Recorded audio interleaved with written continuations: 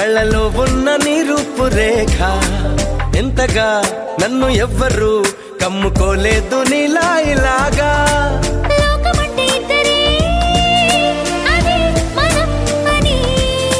స్వర్గం అంటే ఇక్కడే అంటే సరే అని